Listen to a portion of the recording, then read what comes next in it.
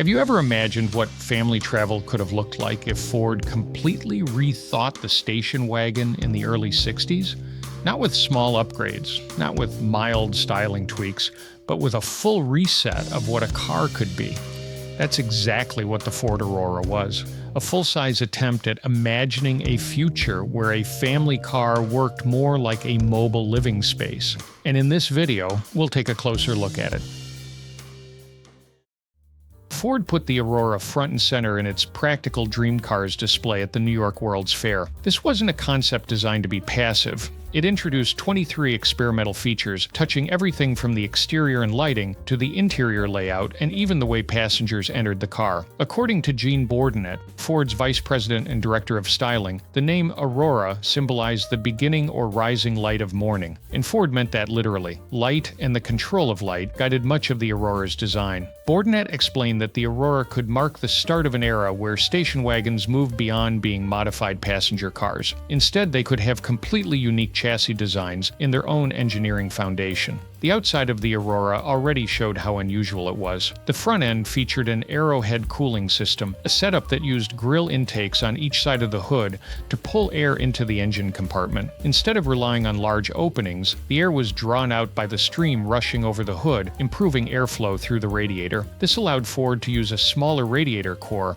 while still maintaining effective cooling. The result was a tighter, more aerodynamic front end. Above that, the wrap-over windshield curved deep into the roofline, blending into one of the Aurora's most advanced features, the polarizing sunroof. This windshield roof integration offered a wide field of vision and set the tone for how much glass Ford used in the design. The roof itself was split into sections. Up front, the power-operated polarizing sunroof could switch from opaque to transparent at the touch of a button. It did this using 2 layers of polarizing material made up of parallel strips, each strip just a fraction of an inch wide. When the 2 layers aligned, soft green light would enter the cabin. Slide the bottom layer a fraction of an inch so the strips hit a 90-degree offset and the roof turned opaque. Ford built this to demonstrate how light could be controlled as if the car were a giant adjustable lens. Behind the roll bar, the roof changed again, this time to textured aluminum that reflected infrared rays, helping manage heat inside the vehicle. The roll bar itself separated the polarizing roof from that heat-reflecting section and was built right into the body design, blending structural strength with styling. Even the side windows were unusual. Instead of conventional glass panels, Ford installed flush jalousie windows. Their nearly flat design smoothed airflow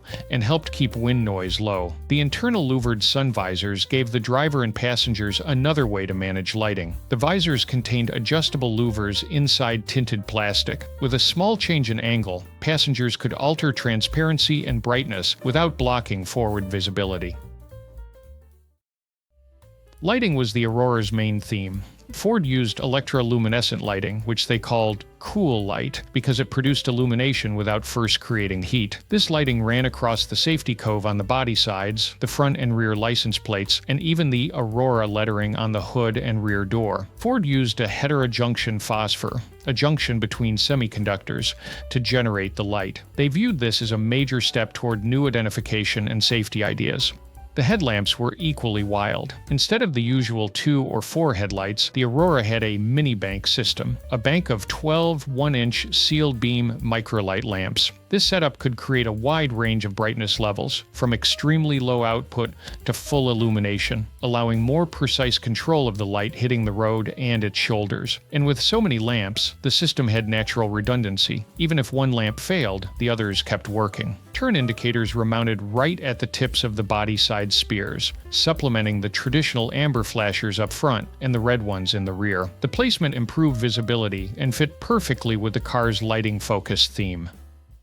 One of the most memorable features was the clamshell rear entry system. The tailgate folded down to become a carpeted step, something you could actually stand on. The liftgate didn't hinge outward like most wagons. Instead, torsion bars helped it swing upward before it slid backward over the roof on a built-in track. This opened up the back of the car in a clean, unobstructed way and made entry easier, especially for children. This feature went beyond convenience. It was designed to work alongside one of the Aurora's most talked about interior ideas, Ford designed the Aurora with the idea that long family trips didn't have to feel chaotic. They installed a rear romper room compartment meant specifically for kids. It could be completely sound isolated from the rest of the cabin using a power-operated glass divider, giving parents a quieter drive and children their own space. Inside this compartment were a rear-facing seat, storage areas for books and toys, and its own AM/FM radio. Even the television located in the central compartment could send its audio through the kids' radio so they could watch TV with the divider closed. Children access the compartment through the clamshell rear system, using the carpeted tailgate step to climb in or out. Ford planned this as a practical way for families to manage active children on long drives.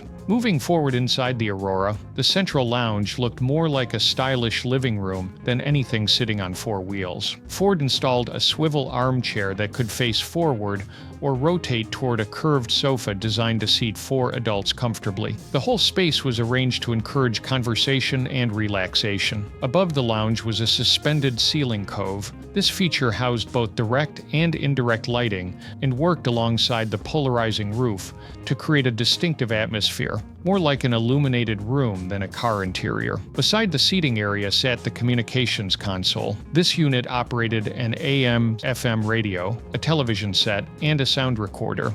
Beneath the electronics was a tabletop and a cabinet for storing ice and refreshments. Ford described additional equipment such as thermoelectric oven refrigerator units and a built-in beverage cooler among the interior's advanced features.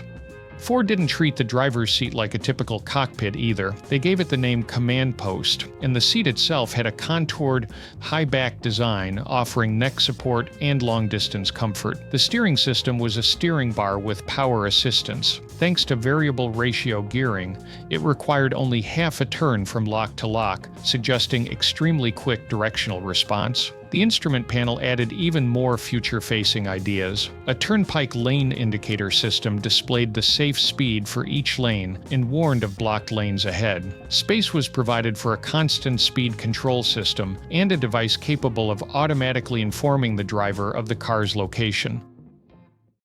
Ford emphasized that millions of people saw experimental vehicles like the Aurora each year, and these concepts weren't built for show alone. They were designed to collect reactions that help stylists, engineers, planners, and executives understand what ideas might eventually make their way into production cars. Looking at the Aurora today, it's easy to understand why a car like this would never reach production now. Modern safety rules, crash standards, and packaging requirements would make most of these ideas impossible. Even so, the design still feels undeniably cool. So now it's your turn. What do you think about the Aurora? Let me know in the comments. The information in this video was gathered from the sources shown on screen. As always, you can find the sources in the Google Doc linked in the description. I recommend checking them out for more details.